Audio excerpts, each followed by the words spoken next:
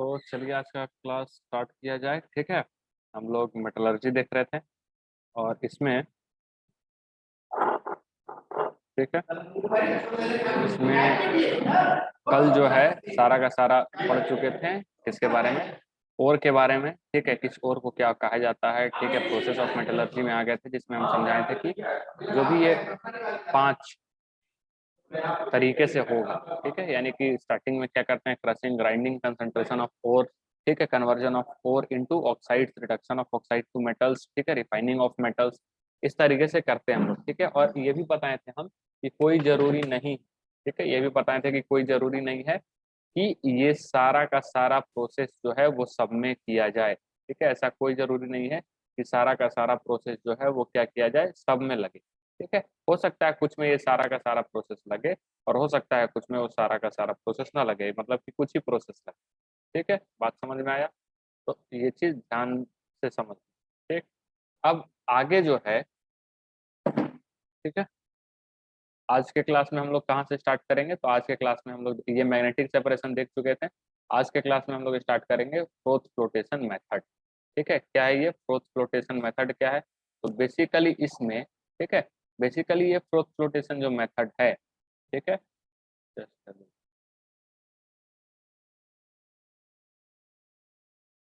ठीक है, बेसिकली ये जो फोर्थ फ्लोटेशन मेथड है ये किसके लिए होता है? Sulphide ore. ठीक है, किसके लिए होता है? आपका सल्फाइड ओर। ठीक है, इसका प्रिंसिपल क्या कहता है? तो कहता है कि ये difference in wetting quality of ore and impurity, यानी कि वेटिंग क्वालिटी, भीगने का जो क्षमता होता है वो दोनों में, यानी कि ओर में और साथ ही साथ इम्प्योरिटी में, दोनों में डिफरेंस होने के कारण हम इसको अलग कर पाते हैं। मतलब कि ओर जो है और इम्प्योरिटी, ओर है और इम्प्योरिटी है, तो ओर जो है वो वेटेबल बाय ऑयल। ठीक है, और जो है वो वेटेबल बाय क्या है? ऑयल। जबकि इम्प्योरिटी जो होता है वो वेटेबल बाय क्या है? वाटर। अंडरस्टूड हम क्या बोल रहे हैं? तो वेटिंग ऑफ सब्सटेंस, किस पे बात, किस पे ये चल रहा है? वेटिंग ऑफ सब्सटेंस, यानी कि substance which affect to liquid particle. ठीक है, which affect to liquid particle. तो इम्प्योरिटी में कौन वेटेबल, मतलब कि इम्प्योरिटीज क्या है? Wettable by water. और क्या है? Wettable by ore. अब इसमें एक चीज होता है, क्या होता है? अब एक टर्म आता है फ्रोथर, कुछ टर्म बताते हैं पहले। ठीक है, प्रोथर्स, तो प्रोथर्स क्या होता है? ये वैसा सब्सटेंस होता है जो कि यूज किया जाता है फ्रोथ को जनरेट करने के लिए। ठीक है, फ्रोथ को, झाग को बनाने के लिए, एक मतलब कि झाग बनाने के लिए प्रोथर का इस्तेमाल होता है। ठीक है, और ये इस्तेमाल किया जाता है पाइन ऑयल। क्या इस्तेमाल होगा? Pine oil. पूरा मैकेनिज्म समझेंगे, पहले प्रोथर समझिए। ठीक है, इसको हम क्या करते हैं? मिक्स करते हैं किसके साथ? वाटर के साथ, और फॉर्म होता है बबल, बबल का फॉर्मेशन होता है। ठीक है, अब बबल तो बन गया, ठीक है, बबल तो बन गया, लेकिन बबल बनने के बाद, ठीक है, हम क्या बोलते हैं? ये पाइन ऑयल है, ऑयल है, तो ऑयल जो है वो किससे वेटेबल है? ऑयल किससे वेटेबल है? यस, ठीक है, ओर से। और वाटर किससे वेटेबल है? इम्प्योरिटी से। अब जो फ्रोथ बना, ये फ्रोथ कहीं टूट मत जाए, मतलब, ठीक है, ये फ्रोथ कहीं टूट मत जाए, ठीक है, खत्म ना हो जाए, इसके लिए हम लोग जो इस्तेमाल करते हैं उसको कहते हैं फ्रोथ स्टेबिलाईजर। ठीक है, क्या कहेंगे? फ्रोथ स्टेबिलाईजर, जो इस फ्रोथ को स्टेबल बना करके रखता है। और इस फ्रोथ स्टेबिलाईजर में जो हम लोग इस्तेमाल करते हैं उसका नाम है क्रेसोल या फिर एनालीन। ठीक है, जो ये फ्रोथ बना, जो ये बबल बना, ठीक है, ये तो तुरंत फूट जाता है, देखते हैं पानी का बबल बनता है। ठीक है, कभी बचपन में किए होंगे वो सर्फ जो रहता है उसका पानी में घोल करके उसका बबल बनाना। ठीक है, तो वो जो उसका जो ये है फ्रोथ है, जो बबल है, वो कहीं टूट ना जाए, इसीलिए हम लोग क्या इस्तेमाल करते हैं? Froth stabiliser. to increase the stability of froth and decrease the surface tension of water, ठीक है, due to bubble stable and do not burst. ठीक है, ये फूटता नहीं। बात समझ में आया? अब ये तो हो गया, क्या करेंगे? बबल बनाएंगे, बबल बनाने के बाद हम लोग क्या करेंगे उसमें? अच्छा, बबल बनाने के मतलब फ्रोथ बनाने के लिए फ्रोथर का इस्तेमाल किए, स्टेबलाइज करने के लिए फ्रोथ स्टेबलाइजर का इस्तेमाल किए, यूज किए। अच्छा, उसको कलेक्ट करना भी तो होगा, कलेक्टर का इस्तेमाल करता है, कलेक्टर। ये कलेक्टर क्या है भाई? तो कहने का मतलब है ये जो हो रहा है प्रोसेस, ये बड़े बड़े कंटेनर में होता है, और बड़े बड़े कंटेनर में जब होता है तो कई सारे चीजें, हो सकता है कि फ्रोथ एक जगह यहाँ जमा है, या हो सकता है फ्रोथ एक जगह यहाँ जमा है, और सारे फ्रोथ को एक जगह कलेक्ट करने के लिए हम जो इस्तेमाल करते हैं सब्सटेंस को, उसको क्या करते हैं? कलेक्टर के नाम से जानते हैं। ठीक है, किस नाम से जानते हैं, कलेक्टर। कलेक्टर क्या करेगा, उन्हीं पार्टिकल्स को कलेक्ट करने का काम करता है, दैट इज कॉल्ड कलेक्टर। ठीक है, make ore are wettable by oils. और ये भी ध्यान में रखना होता है, ये कलेक्टर जो है जब कलेक्ट कर रहा है फ्रोथ को, ठीक है, कलेक्ट कर रहा है फ्रोथ को, वो जो बबल्स को कलेक्ट कर रहा है, तो वो वेटेबल बाय ऑयल रहें। ठीक है, वेटेबल बाय ऑयल रहें। अब वेटेबल बाय ऑयल रहेंगे तो क्या रहेंगे, ऑयल पार्टिकल्स, ठीक है, अट्रैक्ट ओर पार्टिकल्स। जाहिर सी बात है, पहले ही बताएं, क्योंकि और क्या है आपका, ऑयल वेटेबल है। अब इसमें जो इस्तेमाल करते हैं कलेक्टर के रूप में, उसका नाम क्या है, पोटासियम इथाइल जेनथेट। ठीक है, पोटासियम इथाइल जेनथेट, जो कि कलेक्टर के रूप में काम आता है। और खास बात ये है कि ये इम्प्रूव करता है wetting quality of ore by oil. ठीक है, ये इम्प्रूव भी करता है उसके वेटिंग क्वालिटी को। जितना ज्यादा उस ऑयल का वेटिंग एक तरह से टेंडेंसी ज्यादा होगा, उतना ही ज्यादा और आकर के उसमें चिपक जाए। ठीक है, वो पाउडर्ड फॉर्म में चिपक जाएगा। ठीक है, और इसको हम यूज करेंगे, ठीक है, यूजिंग ऑल थ्री। ठीक है, all this we can explain the process of froth rotation. ठीक है, इसको समझते हुए अब फ्रोथ रोटेशन के प्रोसेस को एक बार देखते हैं। तो हुआ क्या, जैसे कि ये हम एक कंटेनर टाइप का लिए हुए, हालांकि ये बहुत बड़े बड़े मशीनों मतलब कि कंटेनर्स में होता है। ठीक है, लाखों टन के होते हैं इसमें, मतलब बड़ा बड़ा इंडस्ट्रियल प्रोसेस है ये, तो शुरू से ही बताते जा रहे हैं। अब ये क्या रहता है, ये एक तरह से, ठीक है, ट्यूबियर। ठीक है, एक तरह से ये बना हुआ रहता है, एक तरह से ये, ठीक है, ट्यूब के तरह देख रहे हैं, गोल जो है। ठीक है, इस तरीके से बना रहता है, और इसमें क्या रहता है, छोटा छोटा होल रहता है। ठीक है, छोटा छोटा क्या रहेगा, होल रहेगा। अब इसको डालेंगे, ठीक है, और इसमें क्या है आपका, वाटर भी है। ठीक है, क्या क्या मिलाया हुआ, पानी नजर आ रहा है। ठीक है, पाउडर्ड और इसमें मिलाया हुआ है। उसके बाद क्या है, तो भाई इसमें हम डाल दिए फाइन ऑयल। ठीक है, फाइन ऑयल क्या था, फ्रोथर था, क्रेसॉल। ठीक है, समझ में आ रहा, पोटासियम इथाइल जेनथेट।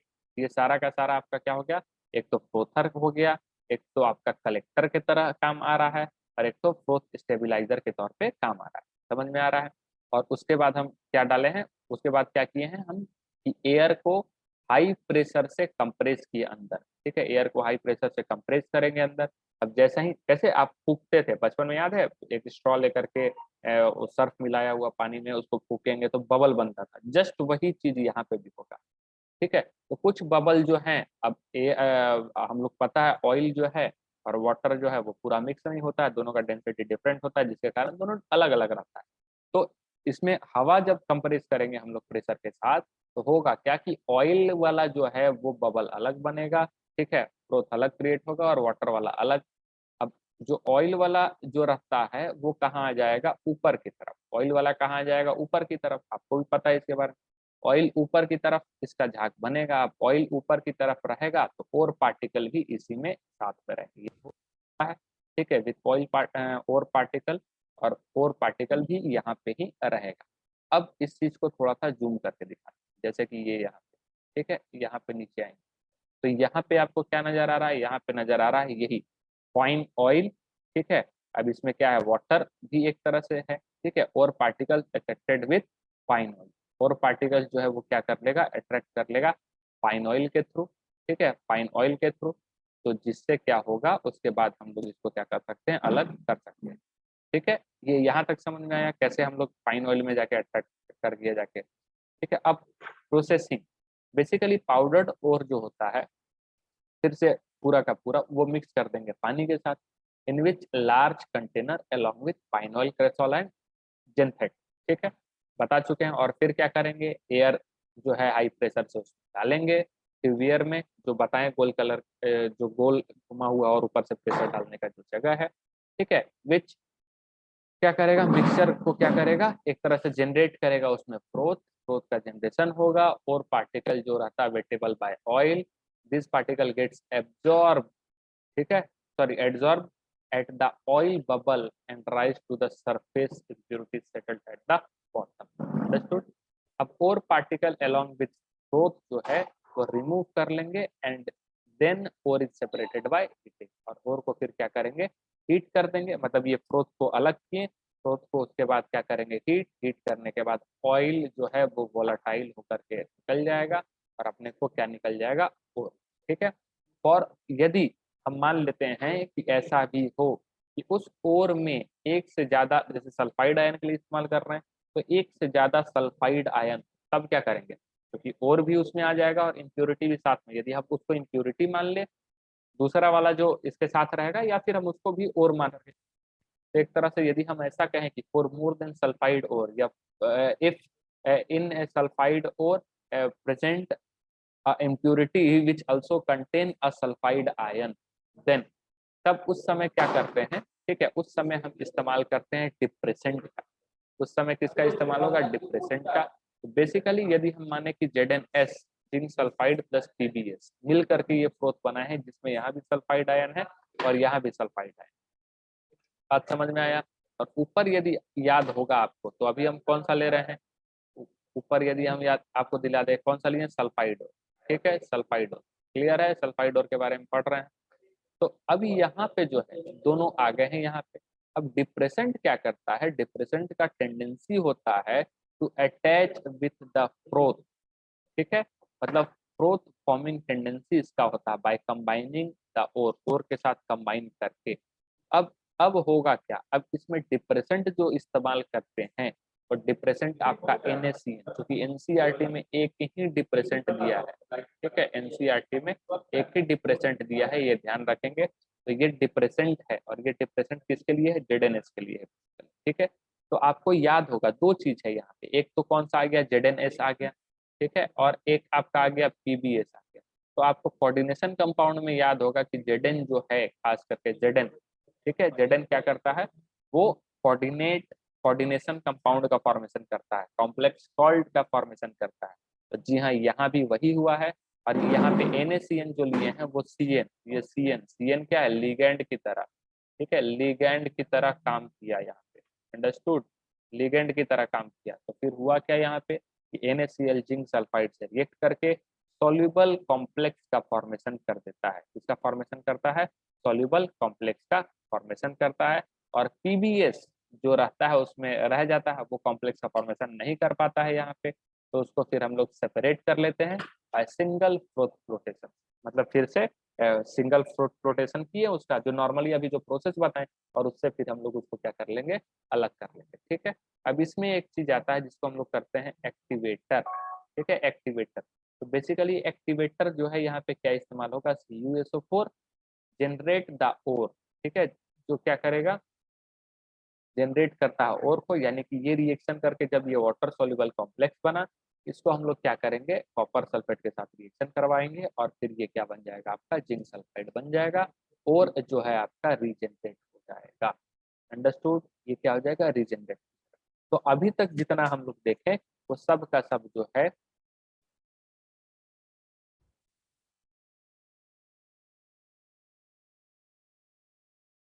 हाँ वो भी हो सकता है KCN भी, लेकिन NaCN ही इस्तेमाल किया गया एनसीईआरटी में, इसलिए खास करके हम वहाँ पे बोले। तो यहाँ पे अब जो है फिजिकल मेथड जो है अपना समाप्त होता है। अब केमिकल मेथड की तरफ आगे बढ़ते हैं। केमिकल मेथड में सबसे पहले जो है एक शब्द आता है, दैट इज कॉल्ड लीचिंग, ठीक है। फिजिकल मेथड में क्या किए, फिजिकली जो है अपना हम लोग इस्तेमाल किए। केमिकल मेथड में जो है वो केमिकल प्रोसेस के थ्रू जो है इनको सेपरेट किया जाता है, जिसमें सबसे पहले एक शब्द का इस्तेमाल होता है जिसको हम लोग लीचिंग कहते हैं, ठीक है। ये शब्द जो है basically use simplifying for concentration of bauxite ore, ठीक है, basically oxide, sorry bauxite, bauxite, ठीक है, बॉक्साइड ओर जो है क्या बोलता है, for the concentration of bauxite ore we use leaching process. ये प्रोसेस जो है, लीचिंग का जो प्रोसेस है, ठीक है, लीचिंग का जो प्रोसेस है वो हम लोग किसके लिए इस्तेमाल करते हैं, बॉक्साइट ओर। मतलब बेसिकली कंसंट्रेशन टर्म तो समझा चुके हैं कि क्या करना है भाई, इम्प्योरिटी को उसमें क्या करेंगे, हटाएंगे to improve the concentration of ore. और ऐसे भी समझ सकते हैं टू डिक्रीज द इम्प्योरिटी, ठीक है, और to remove the impurity from the, okay, minerals जो वहां से हम लोग लेकर, मतलब और जो लेकर के आए थे उसमें से। तो यहाँ पे क्या हो गया, अब प्रिंसिपल क्या है, ये किस प्रिंसिपल पर काम करता है, तो इम्प्योर और रहेगा, उसमें केमिकल सब्सटेंस हम लोग मिलाते हैं, फिर ये किस में कन्वर्ट होगा, सॉल्यूबल, या ऐसा समझे सॉल्यूशन, सॉल्यूबल कंपाउंड बनता है। और इस सॉल्यूबल कंपाउंड में हम लोग और ये सॉल्युबल कंपाउंड जो होगा वो मोर इलेक्ट्रोपॉजिटिव मेटल के साथ फिर हम लोग इसको रिएक्ट करवा देंगे और उसके बाद फिर ये क्या बन जाएगा, निकल जाएगा। ठीक है, अब मोर इलेक्ट्रोपॉजिटिव से इसीलिए करवाएं क्योंकि मोर इलेक्ट्रोपॉजिटिव मेटल जो है वो डिस्प्लेस कर देगा किसको, एल्युमिनियम मेटल को। ठीक है, डिस्प्लेस कर देगा किसको, एल्युमिनियम मेटल को, और यहाँ पे क्या निकल जाएगा, ओ। ठीक है, अब यहाँ पे देखिए, यहाँ पे देखेंगे कि बॉक्साइड और जो है, ठीक है, बॉक्साइड और जो है डाइजेस्टेड विथ NaOH, किसके साथ रिएक्ट करवा देंगे, NaOH। ठीक है, ये देखें। अब यहाँ पे और एक बात है कि Al2O3 जो है ये आपका कौन सा हो जाता है, एम्फोटेरिक नेचर। कौन सा हो जाता है, एम्फोटेरिक। और ये वाला एम्फोटेरिक है, यानी कि ये एसिड के साथ भी रिएक्ट कर सकता है और बेस के साथ भी रिएक्ट कर सकता है। तो यहाँ पे हम क्या ले लिए हैं, NaOH क्या ले लिए हैं, बेस ले लिए हैं, और ये Al2O3 क्या है, इम्प्योर। अब इसके साथ रिएक्शन करने पे क्या बनता है, सोडियम मेटा एल्यूमिनेट का फॉर्मेशन होता है। और ये sodium aluminium Meta aluminate, sodium meta aluminate जो है ये वाटर सॉल्युबल है। अभी तुरंत ऊपर बताए हैं कि रिएक्शन करवाएंगे केमिकल के साथ वो क्या बनेगा, वाटर सॉल्युबल। और इसमें इम्प्यूरिटी आर लेफ्ट बिहाइंड, इसमें अभी भी इम्प्यूरिटी जो है, ठीक है, मतलब एक तरह से इसमें बचा भी, कंप्लीट इम्प्योर तो, कंप्लीट प्योर तो होता ही नहीं है, शुरू से ही बता रहे हैं। इम्प्योरिटी कितना भी हटाइए, रिएक्शन करने के बावजूद भी उसमें इम्प्योरिटी रहता ही है। वो फाइनली जब हम लोग प्यूरिफिकेशन ऑफ मेटलर्जी जब लास्ट प्रोसेस में आते हैं तब उसमें से सारा इम्प्योरिटी बाहर निकलता है। अब ये हो गया क्या, वाटर सॉल्युबल। अब वाटर सॉल्युबल है तो भैया इसको अलग करने के लिए कौन सा प्रोसेस इस्तेमाल करेंगे, फिल्ट्रेशन। ठीक है, मतलब एक तरह से फिल्ट्रेट करेंगे इसको। कैसे फिल्ट्रेट करना है, तो ये सोडियम, सोडियम मेटा एल्यूमिनेट जो है उसको हम लोग वाटर में डिजोल्व करेंगे। ठीक है, वाटर सॉल्युबल तो है ही, एक्सट्रैक्ट विथ वाटर। ठीक है, क्या करेगा, ये रिएक्शन करता है। और ये कौन सा रिएक्शन करवाएगा, होगा वाटर के साथ, हाइड्रोलिसिस। ठीक है, क्या होगा बेसिकली, हाइड्रोलिसिस। तो sodium meta aluminate reacts with water to form aluminium hydroxide, और एल्यूमिनियम हाइड्रोक्साइड पीपीटी के फॉर्म में आपका आ जाता है। आपका फिर से ये सोडियम हाइड्रोक्साइड जो है वो अलग हो जाएगा। अब ये जो एल्यूमिनियम हाइड्रोक्साइड है उसको हम लोग हीट कर देंगे तकरीबन तकरीबन 15,000 डिग्री, 1500 डिग्री सेल्सियस पर, जिससे आपका Al2O3 बाहर आ जाएगा, जो कि प्योर एंड ड्राई एल्यूमिना कहलाता है। प्योर एंड ड्राई एल्यूमिना कहलाता है। फर्दर यूज करेंगे हम इस कंपाउंड को एंड एक्सट्रैक्ट एल्यूमिनियम, और फिर हम क्या करेंगे, एल्यूमिनियम को एक्सट्रैक्ट कर लेते हैं। बात समझ में आई। अब आगे हम बढ़ते हुए क्या देखते हैं, सम प्रोसेस। ये हो गया आपका, ठीक है, यानी और मेरा निकल गया, और मेरा क्या हो गया, निकल गया। अब बोलता है कि अब किसके बारे में हम लोग पढ़ रहे हैं, ठीक है, some process use for extraction of gold and silver. Gold and silver हम लोग क्या बात किए थे कि ये नेटिव प्लेस में होता है।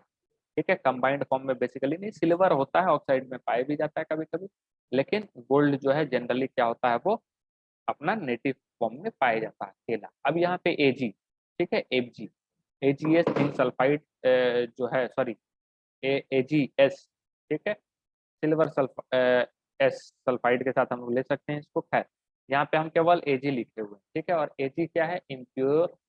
ठीक है, इम्प्योरिटी है और इसमें प्योर मेटल भी दोनों मिला हुआ है।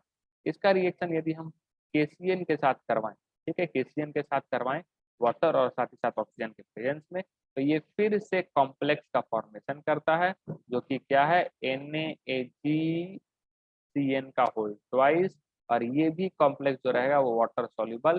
तो इम्प्योरिटी आर लेफ्ट बिहाइंड, ठीक है, इम्प्योरिटी आर लेफ्ट बिहाइंड। फिर इसका हम लोग फिल्ट्रेट करेंगे, ठीक है, with filter paper and separate impurity, impurities and complex. इसमें इम्प्योरिटी मिला रहेगा, फिल्ट्रेशन करेंगे फिल्टर पेपर से तो इम्प्योरिटी जो है वो बाहर निकल जाएगा। ठीक है, और अपना कॉम्प्लेक्स जो है वो अलग हो जाएगा। अब ये जो कॉम्प्लेक्स है, जो कॉम्प्लेक्स अपने पास आ गया, NaAgCN का होल ट्वाइस, उसको रिएक्ट करवा देंगे मोर इलेक्ट्रोपॉजिटिव मेटल के साथ, जो कि यहाँ पे कौन हम लोग इस्तेमाल कर रहे हैं, ज्यादा तो हालांकि नहीं है, लेकिन फिर भी जिंक के साथ करते हैं। और जिंक जो है more electropositive than Ag, understood, more electropositive than Ag। तो यहाँ पे किसका इस्तेमाल किए हैं, जिंक में, जिंक का। तो बस एक तरह से डिस्प्लेस हो गया है, ये इसके जगह ये आ गया, इसके जगह ये, और Ag यहाँ पे जो है आपको डाउन होते हुए मिल रहा है, मतलब पीपीटी के फॉर्म में इस तरीके से मिलेगा। अब सेम फॉर गोल्ड, गोल्ड के लिए भी एकदम सेम प्रोसेस होगा। ये जो आपका कॉम्प्लेक्स बनेगा वो क्या बनेगा, NaAuCN का होल ट्वाइस, जिंक के साथ रिएक्शन, ये कॉम्प्लेक्स, और साथ ही साथ क्या बन गया आपका, गोल्ड बन गया। ध्यान में रखना है, यहाँ पे गोल्ड सिल्वर हम लोग सब खत्म कर चुके हैं। ठीक, अब क्या है भाई यहाँ पे, तो अब leaching is used for concentration of bauxite. ठीक है, कंसंट्रेशन ऑफ बॉक्साइट और but extraction of gold and silver metal. ठीक है, ध्यान में रखना कि लीचिंग का जो प्रोसेस है वो बॉक्साइट के कंसंट्रेशन के लिए इस्तेमाल करते हैं, लेकिन गोल्ड और सिल्वर को एक्सट्रैक्ट करने के लिए इस्तेमाल किया जाता है। अब तीसरा जो हम लोग देखने जा रहे हैं, यानी कि बेसिकली यहाँ पे और आपका निकल गया, जिसका जिसका पढ़ना था और आपका निकल गया है। अब हम लोग देख रहे हैं और को किस में कन्वर्ट करेंगे, ऑक्साइड में। ठीक है, तो थर्ड प्रोसेस जो है वो conversion of ore into oxide. ठीक है, बिकॉज ठीक है, ऑक्साइड में ही क्यों, सल्फाइड हैलाइड भी हो सकता है, लेकिन हम लोग किस में कन्वर्ट करना चाह रहे हैं, ऑक्साइड में, क्योंकि इसका डेल जी जो है, ठीक है, वो काफी कम निकलता है, मतलब प्रॉफिटेबल होता है एक तरह से। फिर वही बात, ये क्या होगा, प्रॉफिटेबल होगा। ठीक है, ध्यान में रखना। और दूसरी बात, कि ऑक्साइड से हमको मेटल बनाना काफी आसान होता है एज कम्पेयर जो अलग रहेगा वो। ठीक है, तो यहाँ पे दो प्रोसेस आता है, एक को कहते हैं कैल्सिनेशन और एक को कहते हैं रोस्टिंग। कैल्सिनेशन जो होता है वो बेसिकली यूज करते हैं हम लोग ऑक्साइड के लिए और साथ ही साथ कार्बोनेट ओर के लिए। समझ में आया। और इसमें होता क्या है कि जब, ठीक है, इसमें रहेगा क्या, it involves heating of ore. इसमें हम लोग ओर को हीट करते हैं एब्सेंस ऑफ एयर में। ठीक है, एब्सेंस ऑफ एयर में। ठीक है, बिलो इट्स मेल्टिंग पॉइंट, याद रखना, एब्सेंस ऑफ एयर में बिलो इट्स मेल्टिंग पॉइंट। और any moisture present will be remove from oxide ore. यदि किसी भी प्रकार का मॉइस्चर इसमें रहेगा, अब देखिए इतना प्रॉफिटेबल का काम कर रहा है कि एयर भी नहीं दे रहा है। ठीक है, इतना पैसा बचाने के चक्कर में, तो एनी, तो बोलने के लिए वहां पे वही इस्तेमाल ही होगा तभी निकलेगा। खैर, any moisture present will be remove from oxide और, ऑक्साइड और से किसी प्रकार का यदि मॉइस्चर है प्रेजेंट तो वो बाहर निकल जाता है। प्रोसेस क्या होता है, तो यदि हम ले रहे हैं Fe2O3 डॉट H2O 2H2O, ठीक है, हाइड्रेटेड है ये, वाटर मॉलिक्यूल है डॉट 2H2O, तो क्या कहेंगे, वाटर ऑफ क्रिस्टलाइजेशन है। इसको हीट करेंगे हम एब्सेंस ऑफ एयर में, तो जो वाटर मॉलिक्यूल रहेगा वो लेफ्ट बिहाइंड हो जाएगा। ठीक है, बाहर निकल जाएगा। ठीक, और ये क्या हो जाएगा, डिहाइड्रेटेड। ठीक, कार्बोनेट किसके लिए इस्तेमाल हो रहा था, ऑक्साइड और, यहाँ पे बोले थे ना ये किसके लिए इस्तेमाल हो रहा है, तो बेसिकली इस्तेमाल होगा, ठीक है, ऑक्साइड। ये तो कन्वर्जन, अच्छा ऑक्साइड में चेंज कर रहे हैं ना, हाँ। तो वाटर ऑफ क्रिस्टलाइजेशन बाहर निकला, ऑक्साइड बन गया। अब कन्वर्जन, सॉरी, अब किसको ले रहे हैं, कार्बोनेट को। तो कार्बोनेट और जो है इसको भी कन्वर्ट करेंगे ऑक्साइड में। आसान है, हीट करते हैं कार्बोनेट को तो बाहर क्या निकल जाता है, CO2 अपना जनरली। तो ये कैल्शियम कार्बोनेट, जिंक कार्बोनेट लिए हैं, हीट किए हैं एब्सेंस ऑफ एयर में, और यहाँ CO2 आपका जो है रिलीज कर दिया है। किसी भी तरीके का volatile impurity and organic matter जो प्रेजेंट रहेगा वो क्या हो जाएगा, बाहर निकल जाएगा इस प्रोसेस। ठीक है, और जो है बिकम्स पोरस आफ्टर कैल्सिनेशन, मतलब उसमें छोटा छोटा छिद्र हो जाएंगे, छोटा छोटा छेद हो जाएगा, पोरस हो जाएगा। अंडरस्टूड। अच्छा, आवाज ब्रेक हो रहा है क्या, ठीक है, आई ट्राई माय बेस्ट। अब आ रहा है, बताओ जी मैसेज करके, अभी आ रहा है क्या, अस्वद, ओके चलो ठीक। ठीक है, तो हम क्या बोले, देखो यहाँ पे क्या हो जाएगा, ये हीट करते हैं CO2 जो है वो बाहर हो जाएगा, और ये हीट जो रहा है वो एब्सेंस ऑफ एयर में हो रहा है, ध्यान में रखेंगे। ठीक है, और एब्सेंस ऑफ एयर में जो हो रहा है उसी को हम लोग किस नाम से जानते हैं, कैल्सिलेशन के नाम से जानते हैं। और क्या बोले हम, किसी प्रकार का वोलाटाइल इम्प्यूरिटी यदि होगा या फिर ऑर्गेनिक मैटर रहेगा इसमें प्रेजेंट, तो वो क्या हो जाएगा, रिमूव हो जाता है। ठीक है, और एटम्स क्या हो जाएंगे, पोरस, यानी छोटे छोटे उसमें छेद देखने को मिलेंगे आफ्टर कैल्सिनेशन। तो ये था कैल्सिनेशन। रोस्टिंग भी सेम वही चीज होता है, हीटिंग होता है, लेकिन इसमें एयर के प्रेजेंस में होता है। और इसको बेसिकली हम लोग, जैसे वो ऑक्साइड और किसके लिए था, ये वाला देखो, ये वाला किसके लिए था भाई, ठीक है, तो ऑक्साइड एंड कार्बोनेट और के लिए था। ठीक, और ये वाला जो है वो बेसिकली सल्फाइड और के लिए। तो क्या हम बोले कि ये किसके लिए है, सल्फाइड और के लिए। और इसमें होता क्या है कि हीट करते हैं हम लोग, लेकिन ये प्रेजेंस ऑफ एयर में होता है। किसके प्रेजेंस में? एयर के प्रेजेंस में, बिलो इट्स मेल्टिंग पॉइंट। ठीक है, अब पीबीएस ले लिए, सल्फाइड और ले लिए, ऑक्सीजन के प्रेजेंस में इसको हीट करेंगे। ठीक है, ऑक्सीजन के प्रेजेंस में हीट करेंगे, क्या बनता है? ऑक्साइड, और ये सल्फर डाइऑक्साइड जो है बाहर गैस के फॉर्म में बाहर रिलीज कर जाएगा। कॉपर सल्फाइड वही ऑक्सीजन के प्रेजेंस में होगा। ठीक है, साथ ही साथ ये क्या बन जाएगा? ये Cu इसमें क्या है? +1 में है। ठीक है, क्यूप्रस ऑक्साइड का फॉर्मेशन करता है। ठीक है, क्यूप्रस ऑक्साइड का फॉर्मेशन करेगा, साथ ही साथ ये सल्फर डाइऑक्साइड बाहर निकल जाएगा। ध्यान में रखेंगे कि नॉन मेटेलिक इम्प्यूरिटी प्रेजेंट रहेगा, metal in the metal are removed in the form of their volatile oxide. यानी कि यदि कोई देखे ना, यहाँ SO2 बाहर निकल गया ना, नॉन मेटल ऑक्साइड, तो नॉन मेटल जो है यदि इम्प्यूरिटी के रूप में प्रेजेंट रहता है, तो वो जो है अपने वोलेटाइल एक्शन प्रेजेंट करते हुए ऑक्साइड फॉर्म में वो बाहर निकल जाएगा। जैसे सिलिकॉन यदि रहता है इम्प्यूरिटी, तो वो किस तरीके से बाहर निकल जाएगा? सिलिकॉन ऑक्साइड बन करके। ठीक, यदि P4 फॉस्फोरस रहता है तो P2OS बन करके, सॉरी P2O5 बन करके बाहर निकल जाएगा। AS आर्सेनिक रहता है तो AS2O3 बन करके बाहर निकल जाएगा। अंडरस्टूड? ये हो गया। अब क्या हम लोग कर लिए भाई? तो हम लोग ऑक्साइड बना लिए। तो ऑक्साइड बनाने के बाद फिर रिडक्शन भी तो करना पड़ेगा ना, उस ऑक्साइड को हटाओगे तब तो मेटल मिलेगा ना। तो चौथा जो प्रोसेस था वो प्रोसेस क्या था? Reduction of oxide into metal. तो रिडक्शन ऑफ कार्बन जो होता है, ठीक है, उसको कहते हैं स्मेल्टिंग। यानी कि कार्बन के थ्रू रिडक्शन बाय कार्बन हम करवाएं, उस प्रोसेस को, उस चीज को क्या कहते हैं? स्मेल्टिंग। और ये टाइप है रिडक्शन का। ठीक है, और यूज करते हैं मॉडरेट मेटल्स के लिए। ठीक है, मतलब एक तरह थोड़ा बहुत जो रिएक्टिव रहता है उसके लिए, जैसे कि जिंक, कॉपर और आयरन। जिंक, कॉपर और आयरन के लिए ये इस्तेमाल होता है। ठीक है, reduction by more electropositive metal. Reduction किससे करवा रहे हैं? कार्बन से, और कार्बन से करवाने को क्या कहते हैं? स्मेल्टिंग कहते हैं। रिडक्शन किससे करवा रहे हैं? मोर इलेक्ट्रोपॉजिटिव मेटल से, जैसे कि एल्युमिनियम। ठीक है, और इस्तेमाल होगा एल्यूमिनो थर्माइट प्रोसेस। मतलब इस प्रोसेस को क्या कहते हैं? Alumino thermite process. समझ में आया?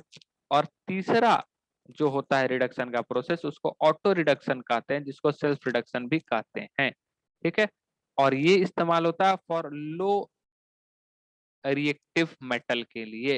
ये लो रिएक्टिव चापा वाले लो रिएक्टिव मेटल के लिए इस्तेमाल होता है, हाइड्रोजन के जस्ट इर्द गिर्द, जैसे कि कॉपर, Pb और Hg, इनके लिए इस्तेमाल होता है।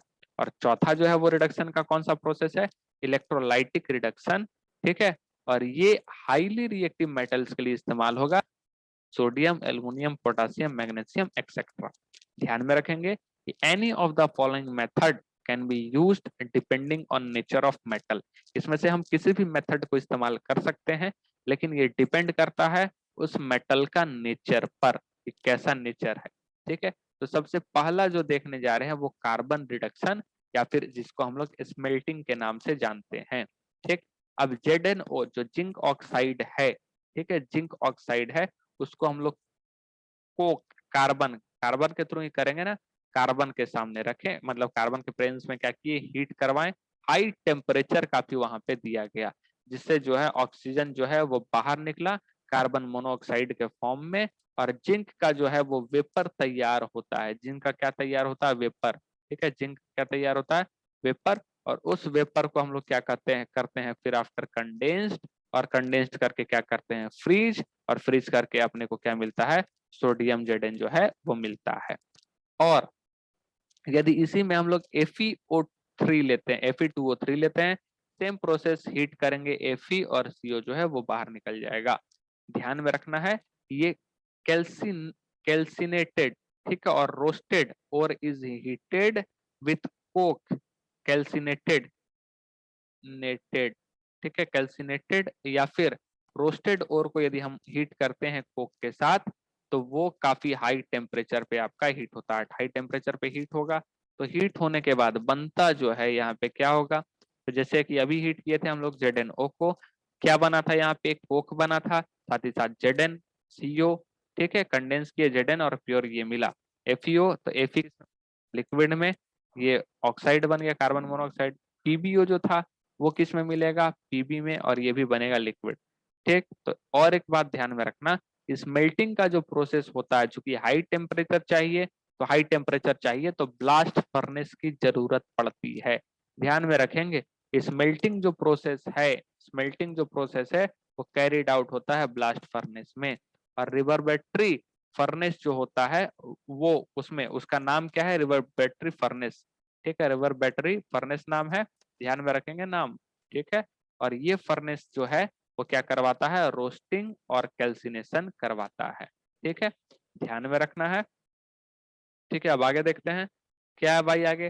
तो कार्बन मोनोऑक्साइड, ठीक है, carbon monoxide can also act as reducing agent in this process. Carbon monoxide जो है खुद भी इसमें रिड्यूसिंग एजेंट के तौर पे इस प्रोसेस में नजर आएगा। तो वो करेगा क्या, तो जो Fe2O3 है उसके साथ रिएक्ट करेगा, और रिड्यूसिंग एजेंट बेसिकली क्या करेगा, खुद ऑक्सीडाइज होगा और दूसरे को रिड्यूस। तो यहाँ कर दिया उसने आयरन को रिड्यूस, और ये बन गया Fe लिक्विड, और यहाँ कार्बन डाइऑक्साइड का फॉर्मेशन होता है। ठीक उसी प्रकार यहाँ पे PbO के साथ देखा गया है, ये हो गया ऑक्सीडाइज खुद, ठीक है, और इसको कर दिया रिड्यूस। Is that clear. ध्यान में रखना है ये बात, क्या नोट देखेंगे, नोट यहाँ बता रहे हैं कि बिलो 710 डिग्री सेल्सियस, ठीक है 710। अब ये एलिंगम डायग्राम में आपको अच्छे से समझ में आएगा, ये लास्ट टॉपिक हम लोग देखेंगे। ठीक है, कि 710 डिग्री सेल्सियस से बिलो कार्बन मोनोऑक्साइड इज बढ़िया रिड्यूसिंग एजेंट कहलाता है। And above 710 degree C carbon coke जो है इज बेटर रिड्यूसिंग एजेंट जो है वो कहलाएगा कोक। ठीक है, ये ध्यान में रखेंगे। अब यहाँ पे क्या है, ठीक है, यहाँ पे ये देखेंगे, ये वाला थोड़ा सा आपको दिखाते हैं हम यहाँ पे।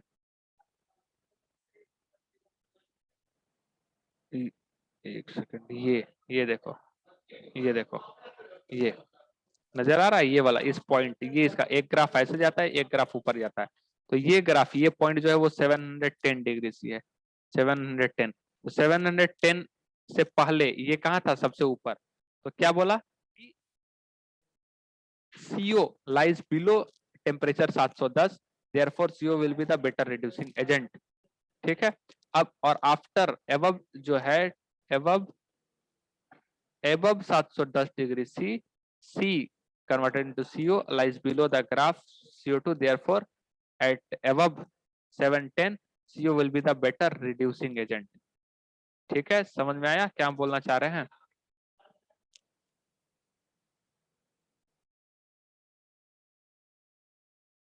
अब यहाँ पे देखो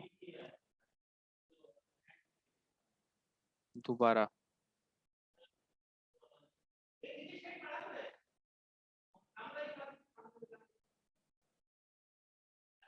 ठीक है, ये अपना हो गया।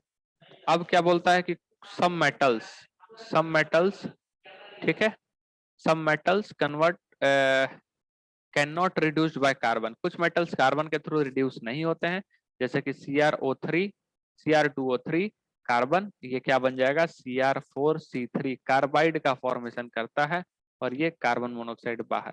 ठीक है, और ये जो कार्बाइड रहता है काफी हार्ड रहता है, हाई टेम्परेचर, ठीक है,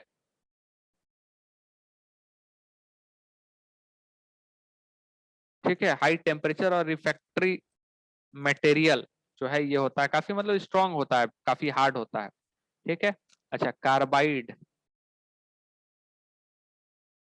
कार्बाइड जो है डिसॉल्व इन क्रोमियम, ठीक है, and due to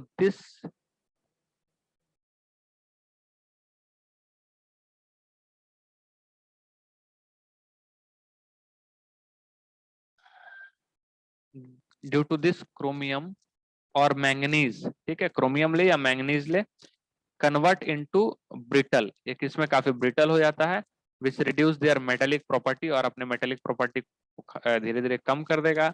and it can not be extracted by reduction of carbon method. ठीक है, कार्बन मेथड से हम लोग इसको रिड्यूस नहीं, मतलब एक्सट्रैक्ट नहीं, रिड्यूस नहीं कर सकेंगे। अब दूसरा जो है reduction by more electropositive metals, तो कहता है कि वैसे मेटल्स जो कि रिड्यूस नहीं हो पाते हैं कार्बन वाले मेथड, कार्बन को यूज करके, उसको हम लोग रिड्यूस करते हैं इस प्रोसेस से। यानी कि क्रोमियम वाला जो था यहाँ पे, ठीक है, Cr2O3, तो किसके साथ डालेंगे, Mn3O4, ठीक है। Therefore this metals are generally reduced using aluminium. किसके थ्रू हम लोग, एल्यूमिनियम बताए थे ना, मोर इलेक्ट्रोपॉजिटिव, एल्यूमिनियम हम लोग लेते हैं यहाँ पे। अब ये रिएक्शन देखें, chromium oxide aluminium, aluminium oxide बन गया, साथ ही साथ क्रोमियम लिक्विड में मिला आपको, और ये हाई अमाउंट ऑफ हीट जो है बाहर रिलीज होता है। सेम यहाँ पे भी आपको उसी तरीके से मिलेगा, ठीक है। अब ये, ठीक है, ने एल्यूमिनोथर्माइट प्रोसेस इसको कहा जाता है, ठीक है, या फिर इसको सेस्मिट थर्माइट प्रोसेस है, गोल्ड सेस्मिट थर्माइट प्रोसेस, अलग अलग नाम से भी आपको दे सकता है, ठीक है। तो ये नाम याद रखेंगे, काफी इंपॉर्टेंट है।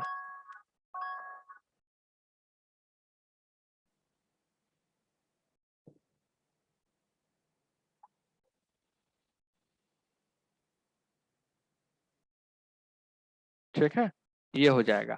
अब यहाँ से जो है, यहाँ पे तीसरा अब हम लोग देखेंगे, third one is auto reduction, या फिर सेल्फ रिडक्शन भी इसको कहते हैं। तो low reactive metals like copper, PbHg, ठीक है, ये किसके साथ करता है, सेल्फ रिडक्शन होता है, या फिर इसको ऑटो रिडक्शन के नाम से भी जानते हैं, ठीक है। तो बेसिकली PbSO2 लिमिटिंग रिएजेंट के तौर पे काम आ रहा है, क्या बन जाएगा, PbO और SO2, और PbO PbS के साथ रिएक्ट करके Pb प्लस SO2 यहाँ पे बाहर निकल जाएगा। ये सल्फाइड और जो होता है वो पार्सली कन्वर्टेड होता है ऑक्साइड में, और oxide from reduced the sulphide to metal, और जो ऑक्साइड है वो क्या करेगा, रिड्यूस कर देगा सल्फाइड को, किसमें, उसके रेस्पेक्टिव मेटल्स में, ठीक है। अब since no external reducing agent is required, इसमें कोई एक्सटर्नल रिड्यूसिंग एजेंट का कोई रिक्वायर ही नहीं हुआ, ये जो बना, ठीक है, ये जो बना, सॉरी, PbO जो बना, PbS से O2 रिएक्ट किया, PbO बना, इसने फिर से दोबारा PbS जो है, ये वाला जो है, उसके साथ रिएक्ट करके Pb अलग कर देता है। ऑटो रिडक्शन, खुद से ही रिड्यूसिंग एजेंट जो है वो बना दिया, ठीक है, ठीक। तो इसमें कोई भी एक्सटर्नल रिड्यूसिंग एजेंट का जरूरत नहीं पड़ा है, इसलिए इस प्रोसेस को सेल्फ रिडक्शन के नाम से या फिर ऑटो रिडक्शन के नाम से हम लोग जानते हैं। बात समझ में? अब यहाँ पे, ठीक है, ये देखो कुछ रिएक्शन है, Hg, ये बन गया प्लस ये, अब ये वाला जो HgO है वो रिएक्ट कर गया फिर से इसके साथ, ठीक है, HgS है ये, HgS, ठीक है। तो ये क्या बन गया, Hg बाहर, सेल्फ रिडक्शन, Cu ऑक्सीजन ये बना, अब इसको फिर से इसी के साथ रिएक्ट करवा दिए, क्या बन गया, ये अलग हो गया, that is called self reduction, understood. अब इसी में जो है आगे इलेक्ट्रोलाइटिक रिडक्शन, अब इसमें क्या होता है, इलेक्ट्रोलिसिस तो पढ़े ही होंगे, ठीक है। तो होगा क्या कि Na कन्वर्ट करते हैं Na प्लस इलेक्ट्रॉन, अब रिडक्शन क्या होगा, Na को एक इलेक्ट्रॉन मिल जाएगा, किसमें कन्वर्ट हो जाएगा, Na में, यानी कि बेसिकली वापस चला जाएगा इसी में, ठीक है। After that it again loss electron, फिर से वो इलेक्ट्रॉन लॉस कर सकता है, ठीक है। तो इस मेथड को यूज करते हैं for more electropositive metals like sodium, potassium, magnesium, calcium etcetera के लिए। इसमें करते क्या है कि मोल्टेन सॉल्ट ऑफ मेटल, ठीक है, इस इलेक्ट्रोलाइज्ड इन इलेक्ट्रोलाइटिक सेल, ठीक है। क्लोरीन जो रहेगा वो क्या बना देगा, क्लोराइड जो है वो क्या बन जाएगा, Cl2, और ऑक्साइड हाइड्रोक्साइड क्या बना देगा, आपका O2। कैथोड है ये, कैथोड पे क्या Na प्लस जाएगा, ठीक है, और एनोड पे क्या जाएगा, Cl माइनस। तो बेसिकली NaCl किस में टूटा, Na प्लस Cl माइनस, और इसमें क्या रहेगा आपका मोल्टेन NaCl, ठीक है, वही वाला टूटा है ना मोल्टेन NaCl। अब कैथोड पे रिएक्शन क्या होगा, रिडक्शन होगा, यानी कि Na प्लस एक इलेक्ट्रॉन क्या बन जाएगा, Na मेटल वापस, और एनोड पे क्या होगा, तो 2Cl minus Cl2 gas plus 2 electron हो जाएगा। ध्यान में रखेंगे, do not use aqueous solution for electrolysis, only use molten salt. Aqueous solution यहाँ इस्तेमाल नहीं होगा, क्या इस्तेमाल होता है, मोल्टेन सॉल्ट इस्तेमाल होगा मेटल का, for obtaining sodium metal, sodium metal को ऑब्टेन करने के लिए। इफ यूज एक्वस सॉल्यूशन, यदि हम लोग एक्वस सॉल्यूशन का इस्तेमाल करेंगे तो कैथोड पे एक्वस सॉल्यूशन पानी पूरा ज्यादा, कैथोड पे क्या हो जाएगा H2O प्लस 2 इलेक्ट्रॉन H2, ठीक है, साथ ही साथ क्या हो जाएगा 2OH माइनस हो जाएगा, मतलब कि OH माइनस बेसिक हो जाएगा, ठीक। और एनोड पे क्या हो जाएगा H2O लिक्विड, ये किस में ब्रेक हो जाएगा O2 में प्लस 4H प्लस में प्लस 4 इलेक्ट्रॉन, ठीक है। तो ध्यान में रखेंगे कि we can not use aqueous NaCl for obtaining Na, ठीक है, metal as water we will get reduced before metal and H2 gas will be obtained as a product, ठीक है। तो ध्यान में रखना है मोल्टेन वाला ही इस्तेमाल करेंगे उस सॉल्ट का, न कि एक्वस सॉल्यूशन। अब रिडक्शन बाय वाटर गैस, ठीक है, ये हम लोग किस में पढ़े हैं थोड़ा था, हाइड्रोजन में भी वाटर गैस आया था, रिडक्शन बाय वाटर गैस। तो वाटर गैस किसको कहते हैं, mixture of carbon dioxide and H2 को, ठीक है। Less reactive metals use reduction of water gas, जो लेस रिएक्टिव मेटल्स रहते हैं उसको हम लोग यूज करते हैं, ठीक है, रिडक्शन ऑफ वाटर गैस के थ्रू, ठीक है, उसका रिडक्शन करते हैं वाटर गैस के through. Reduction of NiO, reduction of NiO का देखेंगे, ठीक है, निकल, तो इसको क्या किए NiOCOH2, क्या हुआ Ni जो मेटल है वो आपका बाहर आ गया, ठीक है, और CO और H2 ये। अब नेक्स्ट जो देख रहे हैं refining of crude oil, refining, refine कर रहे हैं, ठीक है। तो कहता है impure metal obtained from reduction, reduction करने के बाद अपने को जो मिला वो क्या मिला, वो क्या मिला, इम्प्योर ही मिलता है, ठीक है, मेटल जो मिलता है वो भी इम्प्योर ही मिलता है। After refined using different method depending on the nature of metal, metal का कैसा नेचर है उस पर डिपेंड करता है कि हम किस प्रकार का उसका रिफाइनिंग का प्रोसेस हम लगाएं, ठीक।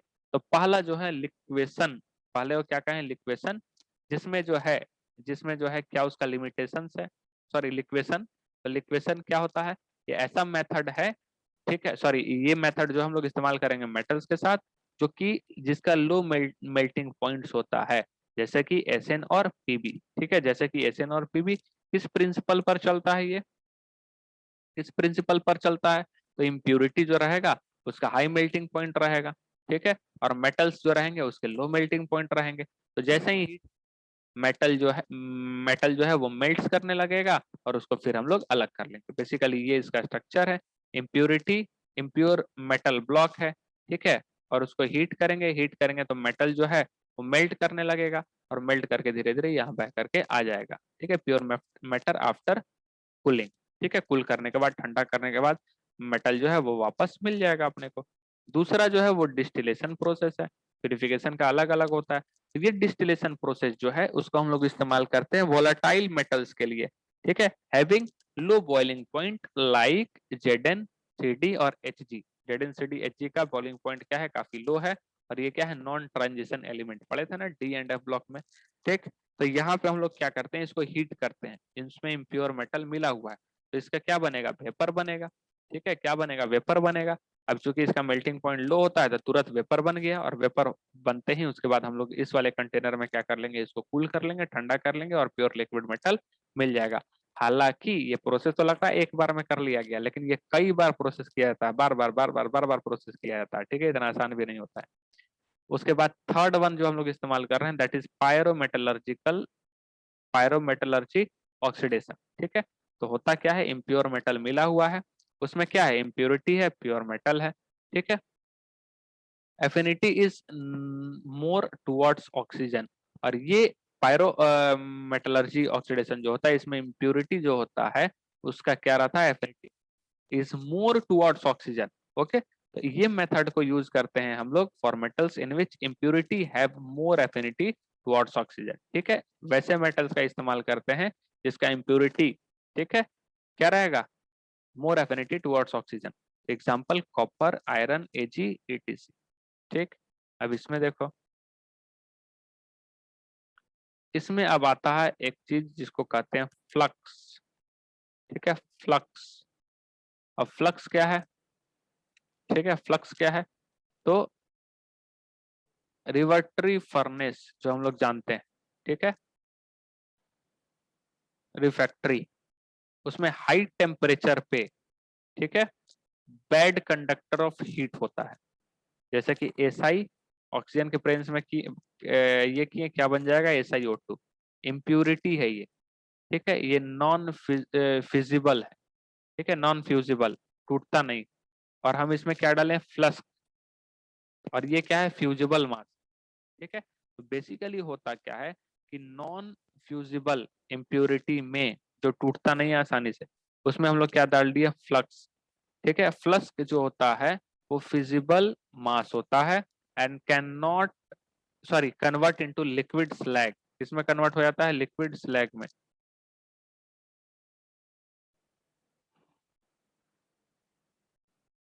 ठीक है, किसमें कन्वर्ट हो जाता है, लिक्विड स्लैग में। अब देखना है फ्लक्स क्या होता है, तो हम क्या बोले, flux are substance added which combine with non fusible impurity.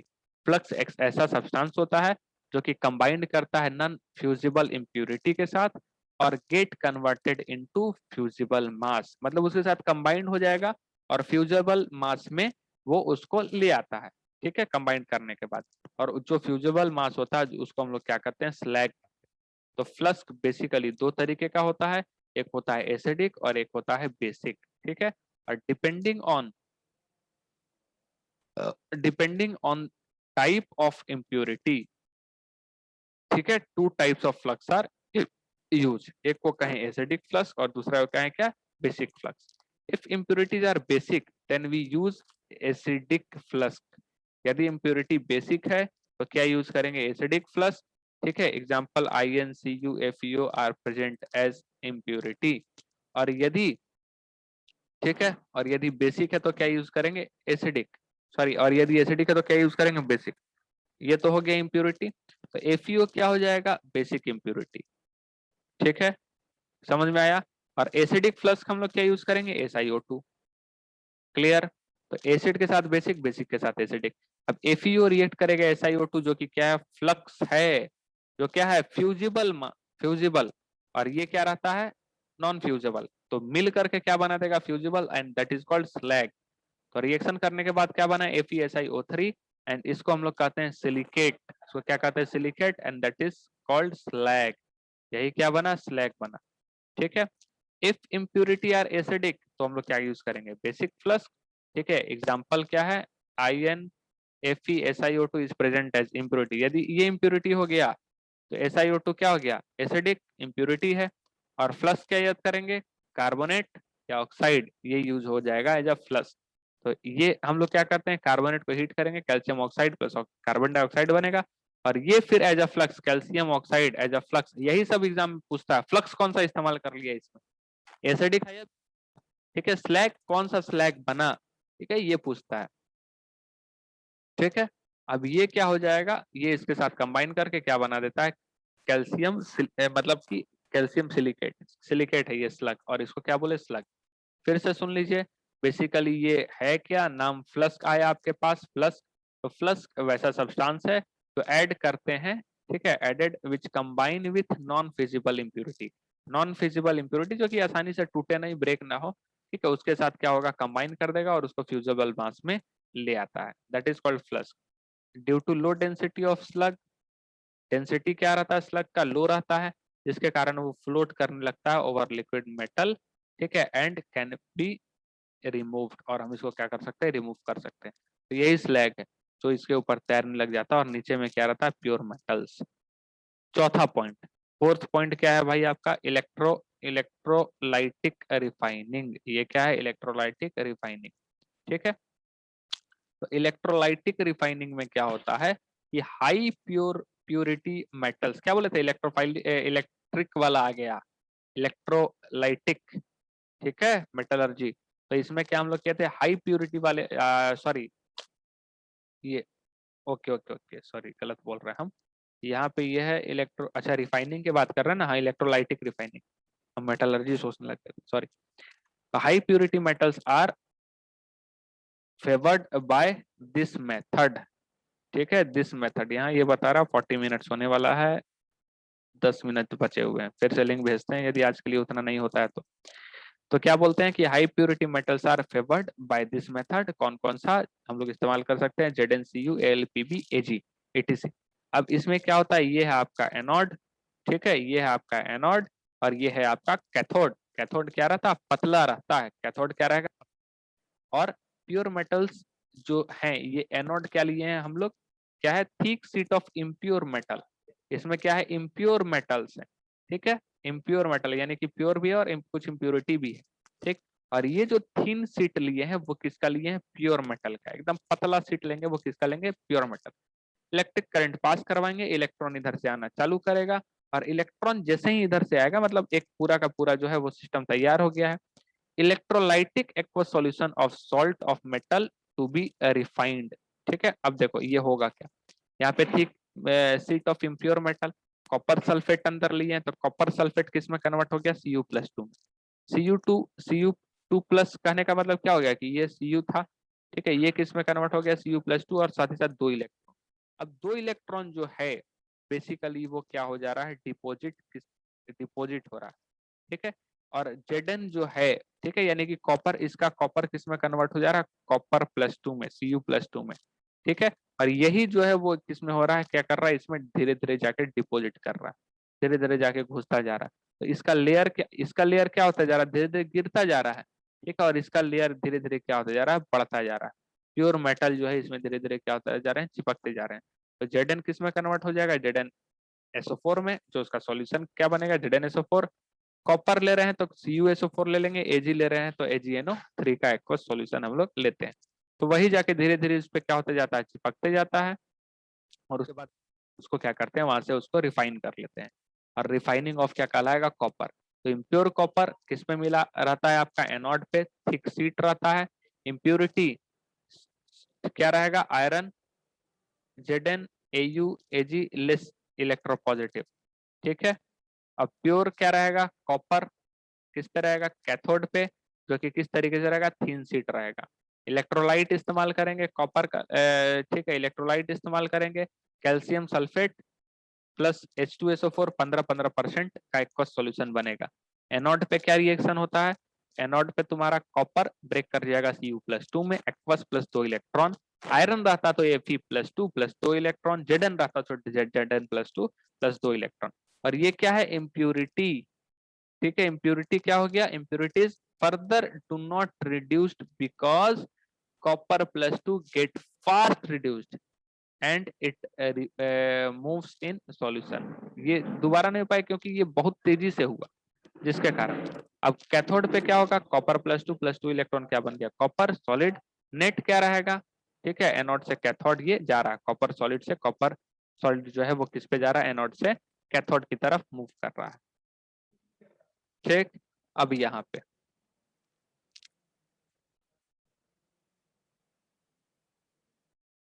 Less electropositive impurity क्या रहेगा, AgAu, ठीक है, एक्यूमुलेटेड बिलो एनोड, नीचे वो जमा होते जाएगा। और इसको हम लोग एनोड मड के नाम से जानते हैं, कभी कभी नाम पूछ लेता है, इसको क्या किस नाम से जानते हैं, anode mud. As electrolysis proceed the thickness of impure, ठीक है, इम्प्योरिटी एनोड, ठीक है, decreases and that of pure cathode will be increases.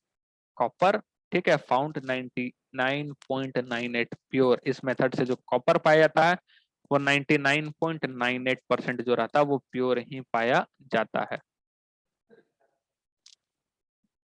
15 and दोनों 15-15% ऐसा, ठीक है, दोनों 15-15%।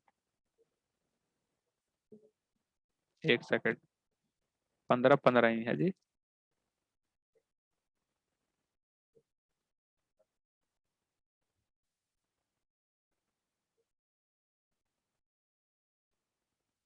हाँ सॉरी, 15 एंड 5 गलत बोल दिया, 15 एंड 5%, ठीक है, 15 एंड 5%। अब देखो यहाँ पे मेटल, मेटल कैथोड पे कौन जाएगा, एनोड पे कौन जाएगा, और इलेक्ट्रोलाइट कौन सा रहेगा, ठीक है।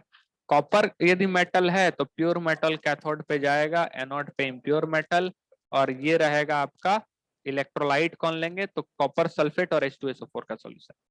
Ag यदि लेंगे मेटल तो प्योर Ag कैथोड, एनोड पे इम्प्योर Ag, और ये लेंगे इलेक्ट्रोलाइट का सॉल्यूशन।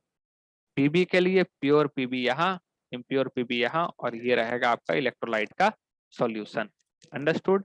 अब पांचवा जो आ रहा है वो क्या आ रहा है, vapour phase refining. Vapour phase refining क्या होता है भाई, तो vapour phase refining basically for this method to used the metal should have following two properties. Metal जो है वो दो प्रॉपर्टी, सॉरी इस मेथड के लिए, मेथड को इस्तेमाल करने के लिए जो अपना मेटल है उसको दो प्रॉपर्टी को शो करना मांगता है। पहला क्या, ये metal impure plus impurity plus pure भी है, प्लस ए, ठीक है, रिएक्ट करते हैं तो जो ए में बनेगा वो क्या होना चाहिए, वोलाटाइल। क्या होना चाहिए, वोलाटाइल।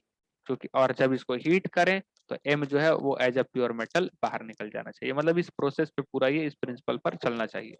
तो metal should combine with some other elements, metal को हम दूसरे एलिमेंट के साथ कंबाइन करते हैं, और जो कंबाइन करने के बाद बनेगा वो वोलेटाइल होना चाहिए। उसको हीट करेंगे तो मेटल फिर बाहर निकल जाना चाहिए, सिंपल। ठीक है, the volatile compound can be decompose at high temperature to obtain pure metal, यही। अब हम लोग क्या देख रहे हैं, प्यूरिफिकेशन ऑफ निकल।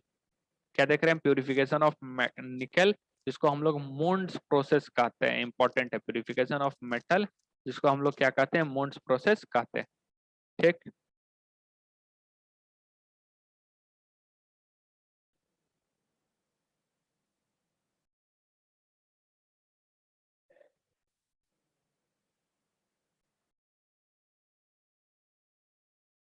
तो ये प्यूरिफिकेशन वाला जो है, इतना तक हम लोग खत्म किए ना।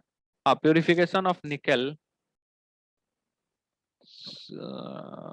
यहाँ से यदि हम वन, अच्छा ये मोन्स प्रोसेस, ओके, ठीक है, okay, zone define, okay okay, ठीक ठीक ठीक। अब ये देखो, प्यूरिफिकेशन ऑफ मेटल निकल बाय मुंड प्रोसेस। तो इसमें होता क्या है, निकल लिए, प्योर प्योर भी है और इम्प्योर भी है। इसमें क्या डाल दिए, एनी प्योर मेटल, ठीक है, क्या, सॉरी, कार्बन मोनोऑक्साइड। अब कार्बन मोनोऑक्साइड के साथ जब इसको हीट किए तो ये क्या बनेगा, NiCO का होल 4। वोलाटाइल रहता है निकल, कार्बोनिल वोलाटाइल रहा। सेम प्रोसेस पे चलेंगे। अब इसको क्या कर दिए हम लोग, वेपर ऑफ NiCO4 का, इसको क्या कर दिए, कलेक्टेड, एंड निकल CO का whole 4 are further decomposes given pure metal. उसके बाद इसको हीट किया 180 डिग्री पे, ठीक है, जिससे कि प्योर निकल मेटल अपने को प्राप्त होता है, मिल के। ठीक है, अभी यहाँ पर दूसरा जो आता है वो वैन आर्केल मेथड आता है। इसमें कौन कौन सा इस्तेमाल होगा, तो ZN HF और TI का इस्तेमाल होता है। कंटेनर लेंगे, ठीक है, इम्प्योरिटी और प्योर दोनों रहेगा। टेम्परेचर देंगे 810 केल्विन। इसका क्या बनेगा, वेपर, वेपर, और ये वेपर चला जाएगा ऊपर, ठीक है, और वेल फिलामेंट, ठीक है, तकरीबन कितना हम लोग यहाँ पे लगाए हुए हैं, ठीक है, फिलामेंट लगाए हुए हैं। टेम्परेचर कितना है, 2070 केल्विन, ठीक है। तो 2070 केल्विन पे ये JR, ठीक है, सॉरी JN होगा ना, जिंक, ठीक है, किसके साथ, 2I2 के साथ, 810 केल्विन, यही है नीचे में, ठीक है। अच्छा, जिरकोनियम लिया गया है क्या, ZR, ओके, हाँ, तो यहाँ भी ZR होगा ना, ठीक है। ZR का इस्तेमाल हो रहा है इम्प्योर, और यहाँ पे क्या ले लिए हैं, आयोडीन। उसको हीट कर रहे हैं 810 पे। 810 पे जैसे ही हीट करेंगे तो ये किसका वेपर बनाएगा, JR, ठीक है, ZI4 का। और ये कैसा रहेगा, वोलेटाइल नेचर, कैसा नेचर रहेगा, वोलेटाइल नेचर, ठीक है। अब वोलेटाइल नेचर रहेगा तो ये इसका गैस हीट करेंगे 2070 केल्विन पर, जिससे ये ZR जो है वो क्या हो जाएगा, बाहर है, जब प्योर मेटल, और साथ ही साथ I2। तो यहाँ तक आज हम लोग खत्म करते हैं। 1 मिनट यहाँ टाइम भी बचा हुआ है, ठीक है। और कल जो है जोन रिफाइनिंग के साथ आगे बढ़ेंगे। Ellingham diagram, that is the very very very important topic of this chapter metallurgy. ये पूरा समझाते हुए हम लोग लास्ट में फिर कहाँ पे जाएंगे, अपना मेटलर्जी ऑफ आयरन लास्ट बचता है, और कल ये चैप्टर समय अनुसार समाप्त हो जाएगा, ठीक है। मेटलर्जी ऑफ आयरन पढ़ा देंगे, और मेटलर्जी ऑफ आयरन जो है, हाँ, मेटलर्जी ऑफ आयरन पूरा यही बचा है ना, और metallurgy of copper, metallurgy of iron और मेटलर्जी ऑफ कॉपर बचा है। तो कल के क्लास में पूरे तरीके से समाप्त हो जाएगा।